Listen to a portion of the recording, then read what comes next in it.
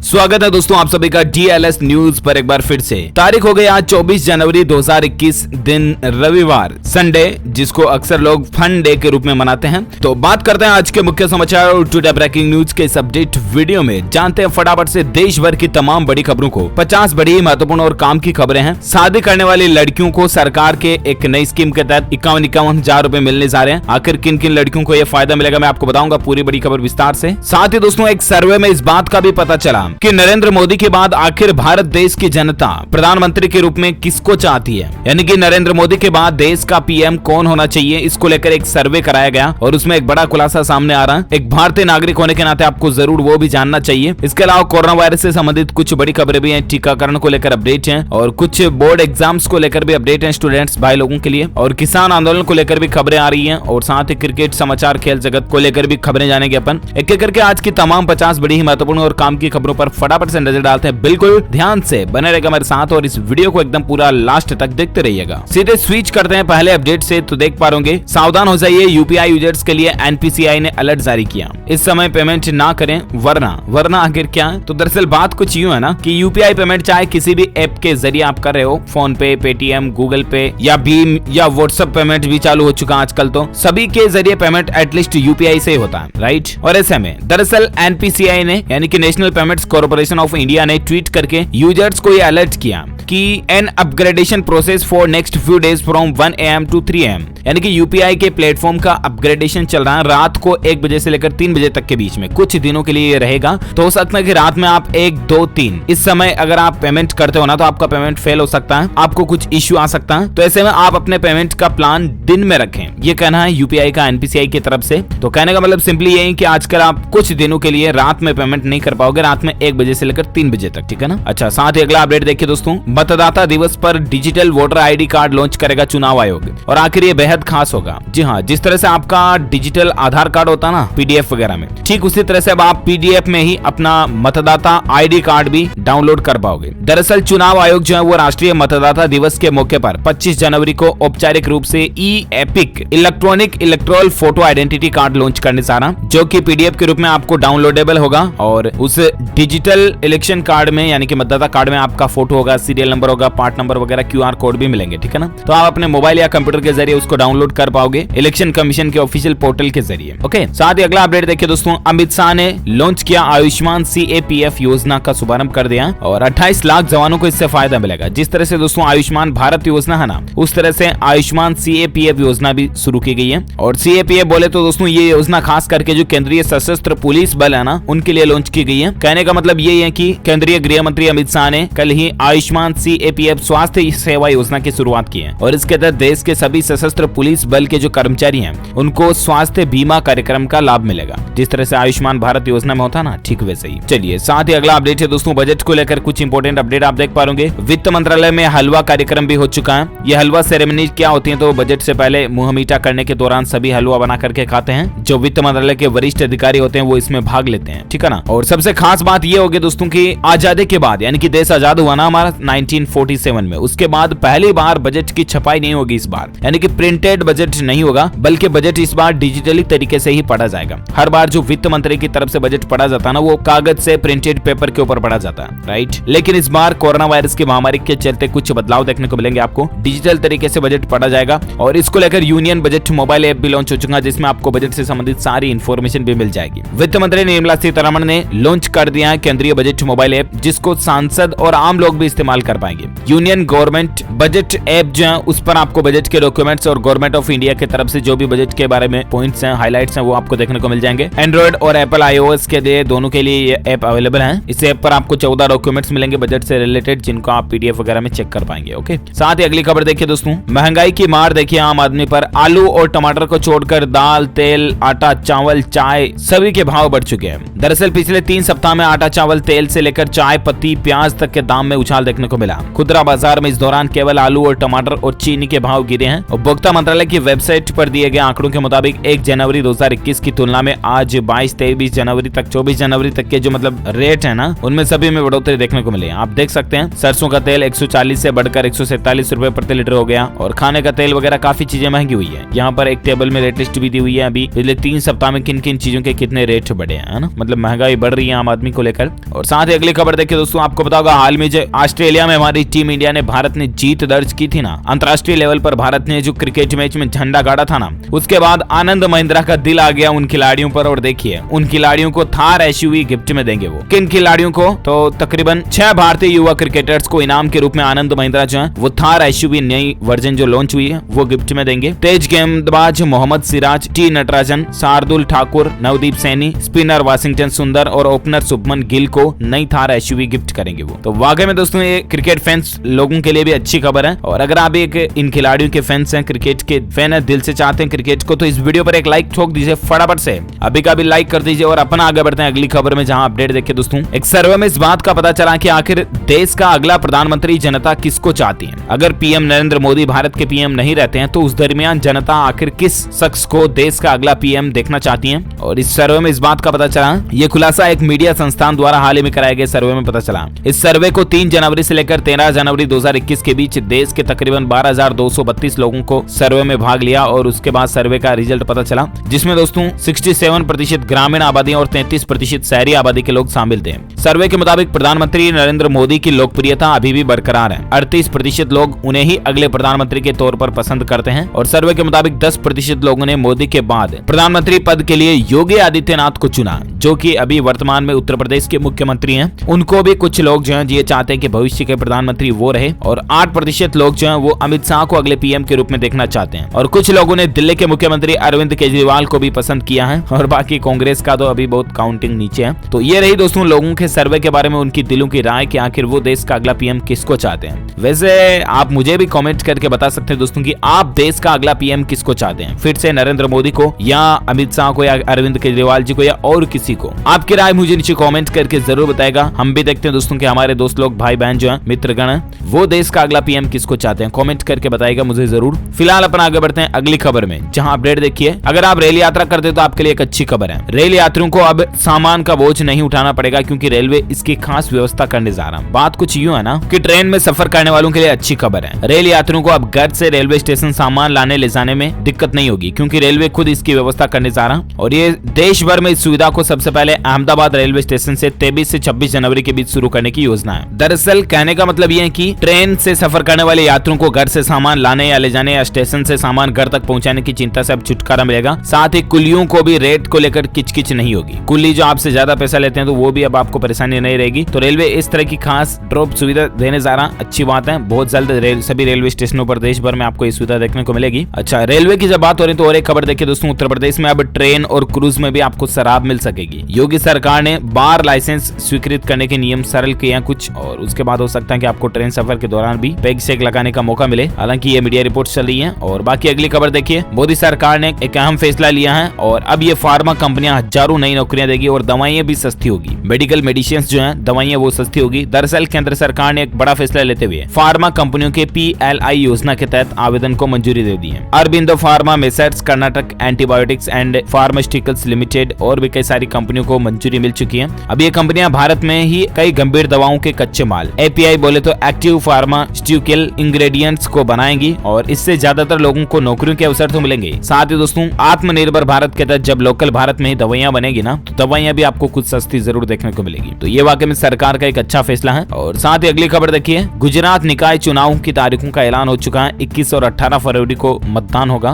दरअसल स्थानीय निकाय चुनाव को लेकर अधिसूचना 1 फरवरी को जारी होगी। फिलहाल गुजरात में अहमदाबाद, सूरत, राजकोट, वडोदरा, जामनगर और भावनगर नगर निगम में चुनाव के लिए वोट 21 फरवरी को डाले जाएंगे और कुछ जगहों पर 28 फरवरी को मतदान होगा। तो ये इलेक्शन को लेकर तैयारियां चल रही है। और साथ ही अगली खबर देखिए, RBI के एक अधिकारी का यह बयान निकल कर आ रहा है। दोस्तों मीडिया रिपोर्ट चल रही है, हालांकि ये फिक्स नहीं है, लेकिन RBI के एक अधिकारी की तरफ से ये बयान, मौखिक बयान निकल कर आया कि मार्च से 100 रुपए और 10 रुपए और 5 रुपए के जो पुराने नोट है ना, वो चलन से बाहर हो सकते हैं यानी बंद हो सकते हैं। रिजर्व बैंक इस तरह की प्लानिंग बना रहा है, योजना बना रहा, हो सकते हैं, ऐसा नहीं कि दोस्तों होंगे ही और ये नियम आ चुका है, ऐसा कुछ भी नहीं है। ऑफिशियल अपडेट अभी तक नहीं है, ना ही कोई ऑफिशियल ऑफिशियल नोटिफिकेशन वगैरह आया है। सिर्फ और सिर्फ आरबीआई की तरफ से एक बयान, मतलब आरबीआई के एक अधिकारी की तरफ से एक बयान आया और उसके मुताबिक मतलब आरबीआई ऐसी योजना बना रहा, प्लानिंग कर रहा है, इंटरनली सूत्रों के मुताबिक जानकारी आप इसे कह सकते हो। तो मतलब 100 रुपए के, 10 रुपए के और 5 रुपए के जो पुरानी सीरीज के नोट है ना, उसको आरबीआई बंद कर सकता है। हालांकि बंद करेगा तो उससे पहले आपको अच्छा टाइम मिलेगा आपके नोटों को एक्सचेंज कराने का। और बाकी आप टेंशन ना लें, ऐसा नहीं कि आपके नोट खराब हो जाएंगे, आपके पैसे बर्बाद हो जाएंगे, ऐसा कुछ भी नहीं है। क्योंकि दोस्तों हालांकि अब ये जो नोट है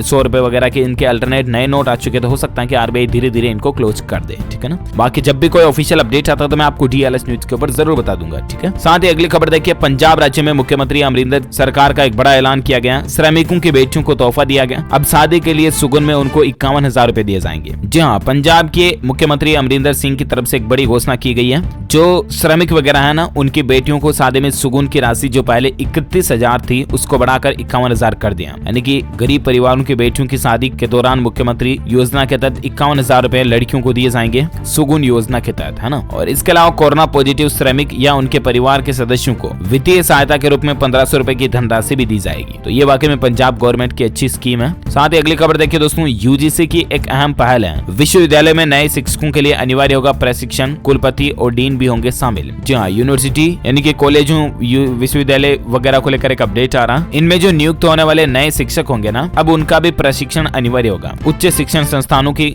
शैक्षणिक गुणवत्ता यानी कि क्वालिटी, एजुकेशन क्वालिटीज उसको बेहतर करने के लिए विश्वविद्यालय अनुदान आयोग यानी कि यूजीसी ने ये अहम फैसला लिया है। कुल मिलाकर के कहने का मतलब ये है कि बड़े बड़े कॉलेजों में अब अगर जो भी नए टीचर पढ़ाने के लिए आएंगे ना, प्रोफेसर वगैरह, तो उनको अब एक बार ट्रेनिंग लेनी पड़ेगी, प्रशिक्षण लेना पड़ेगा, ठीक है ना। तो ये भी अच्छा नया नियम है वाकई में। अच्छा, इसके अलावा मीडिया रिपोर्ट चल रही है दोस्तों की व्हाट्सएप वेब पर भी कुछ लोगों को कॉलिंग का फीचर मिलने लगा है। व्हाट्सएप डेस्कटॉप यूजर भी अब व्हाट्सएप की कॉलिंग का फायदा ले पाएंगे। हालांकि ये वी बेटा इन्फो की तरफ से खबर आ रही है, बेटा फीचर चल रहा है, अभी बेटा मोड में चल रहा है फीचर, और बहुत जल्द आपको व्हाट्सएप डेस्कटॉप यानी कि कंप्यूटर पर भी व्हाट्सएप कॉलिंग, वीडियो ऑडियो दोनों का फीचर मिल जाएगा। टेस्टिंग चल रही है अभी इस फीचर की, तो देखते हैं आखिर कब तक ये पब्लिक के लिए रिलीज होता है, मैं आपको बता दूंगा अपडेट। और खबर देखिए दोस्तों, बिहार राज्य में एक नया नियम है, 15 साल पुरानी गाड़ियां अब नहीं चल पाएंगी, रजिस्ट्रेशन उनके रद्द किए जाएंगे। हालांकि ये प्लानिंग तो केंद्र सरकार की है, जिसमें सेंट्रल गवर्नमेंट ने एक नई नीति बनाई है, जिसके तहत 15 साल पुराने कमर्शियल और 20 साल पुराने निजी वाहनों को सड़क पर चलने की इजाजत नहीं होगी, उनके रजिस्ट्रेशन रद्द कर दिए जाएंगे। और अब इस नए नियम को बिहार गवर्नमेंट भी लागू कर सकती है, इस तरह की मीडिया रिपोर्ट चल रही है। तो कहने का मतलब ये दोस्तों की प्रदूषण वगैरह ज्यादा नहीं फैले, क्योंकि जो पुराने व्हीकल्स हो जाते हैं उनकी आवाज भी ज्यादा आती है, उनसे धुआं वगैरह भी ज्यादा निकलता है, तो ध्वनि प्रदूषण और वायु प्रदूषण दोनों ही होते हैं, आपको भी पता होगा।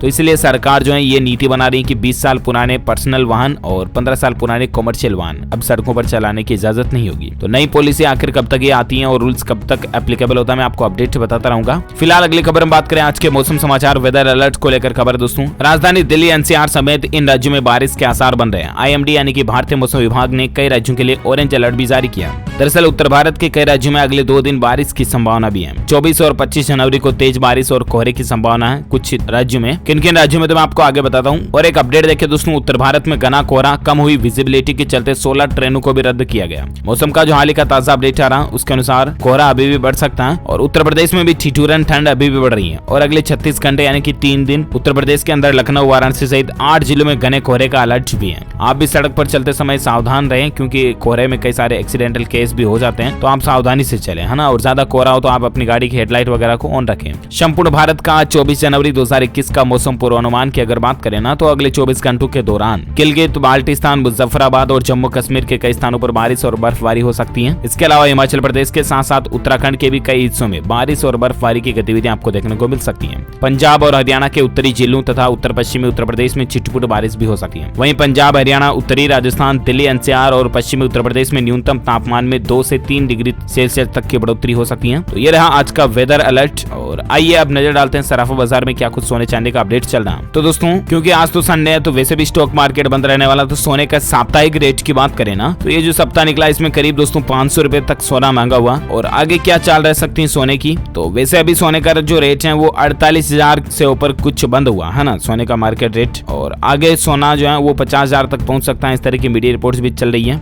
और बाकी ज्यादा जानकारी आप यहाँ देख सकते हैं। साथ ही अगली खबर में बात करें दोस्तों, आज के कोरोना वायरस को लेकर क्या अपडेट चल रहे हैं, है ना। तो वैक्सीनेशन टीकाकरण को लेकर खबर है दोस्तों, अब तक भारत में 15,37,000 से भी ज्यादा लोगों को वैक्सीन लग चुकी है। हालांकि टीका लगने के बाद 6 लोगों की जान गई और कुछ लोगों में इसके साइड इफेक्ट्स वगैरह भी देखे गए। हालांकि वो डेटा बिल्कुल न के बराबर है। वैक्सीनेशन का जो 8वां दिन रहा उसमें ये डेटा निकल कर आ रहा दोस्तों कि एक एक तो 6 दिन में सबसे तेज 10 लाख डोज लगाने वाला भारत जो है वो दुनिया का पहला देश बन चुका है। मतलब एक सप्ताह के अंदर अंदर 10 लाख से ज्यादा वैक्सीन लगाने वाला भारत दुनिया का पहला देश बन चुका है। इसके अलावा 7वें दिन रिकॉर्ड तोड़ 3 लाख से भी ज्यादा टीके लगाए गए। तो कहने का मतलब ये दोस्तों की टीकाकरण का अभियान तो भारत में काफी तेजी से चल रहा है। ये कुछ राज्यों का डेटा भी आप देख सकते हैं, अलग अलग राज्यों में अभी टीकाकरण का क्या प्रोसेस चल रहा है, किन राज्यों में कितने टीके लग चुके हैं। कई राज्यों में 1 लाख से ऊपर निकल चुका है टीकाकरण का आंकड़ा, तो ये वाकई में अच्छी बात है। और वैसे दोस्तों भारत में कोरोना डेटा की बात करें ना तो पिछले 24 घंटों के दौरान 14,000 के लगभग नए संक्रमित केस देखे गए। कल रात 10 बजे तक का यह आंकड़ा है। और उसके बाद भारत में कुल संक्रमित केस की संख्या जो है वो 1,06,54,000 से भी ज्यादा पहुंच चुकी है, जिसमें से 1,82,000 एक्टिव केस हैं यानी कि सक्रिय हैं जिनका अभी इलाज चल रहा है, जबकि 1,03,00,000 से भी ज्यादा मरीज ठीक हो चुके हैं, रिकवर हो चुके हैं। वहीं इस वायरस के कारण भारत में जान जाने वाले लोगों की कुल संख्या का आंकड़ा 1,53,000 से भी ज्यादा पहुंच चुका है। तो ये रहा भारत में आज का ताजा कोविड डेटा। और वहीं किसान आंदोलन को लेकर खबर देख पा रहे होंगे दोस्तों की पुलिस और किसानों के बीच 26 जनवरी को ट्रैक्टर रैली को लेकर ये सहमति बनी है। दरअसल आपको पता होगा किसान भाई लोगों का ये कहना था कि 26 जनवरी गणतंत्र दिवस के मौके पर वो ट्रैक्टर रैली वगैरह निकालेंगे, क्योंकि दोस्तों सरकार द्वारा लागू किए गए कृषि कानून के विरोध में जो किसान आंदोलन चल रहा है उसको 57-58 दिन हो चुके हैं, अभी भी किसानों और सरकार के बीच में कोई सहमति बातचीत नहीं बनी है। तो ऐसे में किसानों की जो प्लानिंग थी ना कि 26 जनवरी गणतंत्र दिवस के ऊपर ट्रैक्टर रैली निकालेंगे, तो इस पर तो कोर्ट ने तो कह दिया था कि पुलिस जाने और किसान जाने। तो ऐसे में पुलिस और किसानों के बीच जो सहमति बनी वो कुछ यूं बनी कि ट्रैक्टर रैली तो निकालेंगे किसान भाई लोग, ठीक है ना, लेकिन बिल्कुल शांति से निकालेंगे। मतलब कि किसी भी तरह का कोई भी विरोध नहीं करेंगे, ट्रैक्टर रैली बिल्कुल शांति से निकालेंगे। कोई भी विघ्न या अड़ंगा जो कहते हैं ना वो गणतंत्र दिवस में नहीं डाला जाएगा किसानों की तरफ से। हालांकि गणतंत्र दिवस के दिन राजधानी दिल्ली में बैरिकेड्स वगैरह को हटा दिया जाएगा और किसान ट्रैक्टर रैली जरूर निकालेंगे, लेकिन बिल्कुल शालीनता पूर्वक अनुशासन के साथ में, है ना। तो ये वाकई में अच्छी बात है कि किसान भाई लोग ये बात मानने के लिए तैयार रहे। और बाकी दोस्तों इस बार गणतंत्र दिवस पर कुछ खास बदलाव आपको देखने को मिलेंगे, जैसा कि मैंने आपको कल भी बताया था। और एक अपडेट आज ये भी आ रहा है कि इस बार राजपथ पर 18 सैन्य दस्ते सलामी देंगे।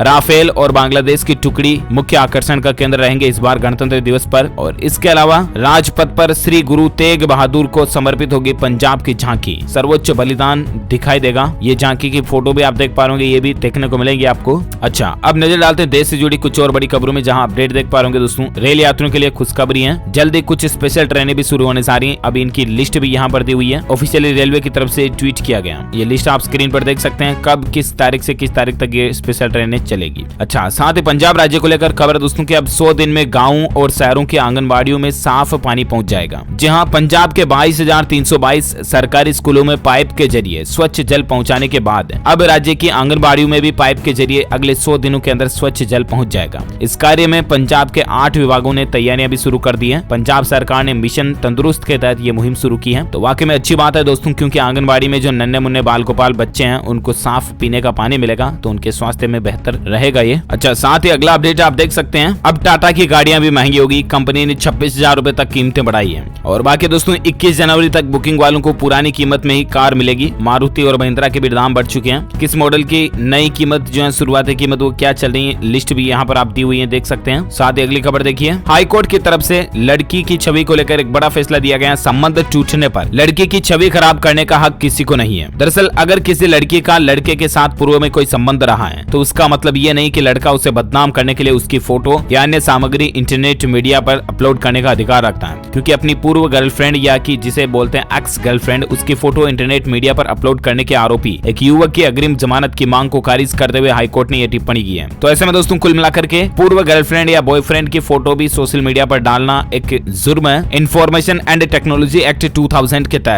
आप गलत होगे और ऐसे में आप कानूनन सजा के हकदार रहोगे। लड़की की किसी भी तरह की आपत्तिजनक फोटो को आप कहीं पर भी वायरल नहीं कर सकते हो, वरना फिर सजा होगी आपको। चाहे आपके लड़की के साथ संबंध टूट भी गए हो ना, तो भी आप ये हक नहीं रखते हो, समझ रहे हो ना। हाईकोर्ट का अच्छा फैसला है। साथ ही अगली खबर देखिए दोस्तों, मोदी सरकार का भी एक बड़ा फैसला है। 13 नए सचिव भी नियुक्त किए गए। प्रशासनिक बड़ा बदलाव देख सकते हैं आप। केंद्र सरकार ने कल ही बड़ा फैसला लेते हुए 13 नए सचिवों को नियुक्त किया। पर्सनल पब्लिक ग्रीवेसेंस और पेंशन भर्ती एंड पेंशंस भर्ती मंत्रालय की ओर से जारी आदेश में इस बात का खुलासा देखने को मिला है। जानकारी आप देख सकते हैं। अगला अपडेट आ रहा, कुछ एजुकेशनल खबरें मैं आपको फटाफट से बता देता हूँ। एक तो यूपीएससी सीएससी एग्जाम 2021 को लेकर खबर है। सिविल सेवा परीक्षा जो प्री एग्जाम है उसके लिए 10 फरवरी से रजिस्ट्रेशन शुरू होंगे और इस साल 27 जून को ये एग्जाम होगा। एग्जाम का शेड्यूल भी आप देख सकते हैं यहाँ पर। 10 फरवरी से आवेदन कर पाएंगे आप। आवेदन की आखिरी तारीख 2 मार्च 2021 रहेगी और परीक्षा की तारीख रहेगी 27 जून। ओके, और एजुकेशन को लेकर और एक खबर है, छत्तीसगढ़ बोर्ड ने भी 10वीं और 12वीं की परीक्षाओं का शेड्यूल जारी कर दिया। 15 अप्रैल से ये परीक्षाएं शुरू होगी। Chhattisgarh board of secondary education की तरफ से डेट शीट जारी की गई है। ज्यादा जानकारी आप ऑफिशियल वेबसाइट cgbsc.nic.in पर जानकारी चेक कर लीजिएगा। और एजुकेशन को लेकर और एक खबर ये भी है, महाराष्ट्र में स्कूल और रीओपनिंग को लेकर खबर है दोस्तों। ठाणे में 5वीं से 12वीं तक के स्कूल 27 जनवरी से खुल जाएंगे। और इसके अलावा एजुकेशन से संबंधित और एक खबर है कि यूपीएससी रिक्रूटमेंट 2021 को लेकर खबर है। संघ लोक सेवा आयोग ने 296 पदों पर भर्ती के लिए नोटिफिकेशन जारी कर दिया। और आप ऑफिशियल वेबसाइट upsc.gov.in पर जाकर के ऑनलाइन अप्लाई कर सकते हैं। 11 फरवरी 2021 इसके लिए लास्ट डेट है, तब तक आप अप्लाई कर सकते हैं। अलग अलग पोस्ट है इसमें, assistant director, specialist grade 3, assistant professor forensic medicine वगैरह वगैरह की। तो इसका डेट वगैरह भी जानकारी आप स्क्रीन पर देख सकते हैं। अच्छा, साथ ही अगली खबर दोस्तों टेक्नोलॉजी को लेकर गैजेट्स न्यूज है। एप्पल की न्यू मैकबुक 2021 मॉडल जो है वो और भी ज्यादा पतला और हल्का आपको देखने को मिलेगा। हो सकता है कि इसमें मैगसेफ चार्जिंग भी मिल सके आपको। एप्पल इस साल स्लिम डिजाइन वाला मैकबुक एयर लॉन्च करने की प्लानिंग में है। देखते हैं आखिर क्या प्राइस वगैरह अपडेट रहती है, मैं आपको बता दूंगा। और बाकी दोस्तों बिहार में नीतीश सरकार का एक बड़ा फैसला है। संविदा पर बहाल कर्मी सरकारी सेवक नहीं बल्कि नियुक्ति में मिलेगा वेटेज। जी हाँ, बिहार में रोजगार के मुद्दे पर गरमाई राजनीति के बीच नीतीश सरकार ने एक बड़ा फैसला लिया। इसके तहत राज्य में संविदा पर बहाल कर्मी सरकारी सेवक नहीं माने जाएंगे। 1 महीने पूर्व सूचना या 1 महीने का मानदेय देकर इनका कॉन्ट्रैक्ट समाप्त किया जा सकता है। मिली जानकारी के मुताबिक सरकार अब स्वीकृत पदों पर ही कॉन्ट्रैक्ट पर बहाली कर पाएगी। वहीं ये जानकारी भी सामने आई है कि संविदा कर्मचारियों को नियमित नौकरी के लिए वेटेज भी दिए जाएंगे। तो ये भी अच्छा फैसला है। और ओके दोस्तों, तो इस कड़े में आज दिन भर की तमाम बड़ी खबरों का अपडेट्स हेडलाइंस न्यूज ये फिनिश होती हैं। आप मुझे नीचे कमेंट करके जरूर बताएगा कि आप दोस्तों देश का अगला प्रधानमंत्री किसको देखना चाहते हैं, वापस नरेंद्र मोदी को या और किसी शख्स को जो आप जानते हैं। कमेंट करके बताइएगा मुझे जरूर, आपकी राय क्या है हम जानना चाहेंगे। और बाकी इस वीडियो को लाइक करना, शेयर भी करना अपने दोस्तों के साथ फेसबुक और व्हाट्सएप पर। और बाकी अगर आप DLS न्यूज चैनल पर पहली बार आए हैं ना, तो चैनल को सब्सक्राइब करके बेल आइकन जरूर दबा देना ताकि आपको रोजाना की ताजा अपडेट्स तुरंत आपके मोबाइल पर मिलते रहेंगे। Thank you, take care, good bye, जय हिंद, जय भारत, वंदे मातरम।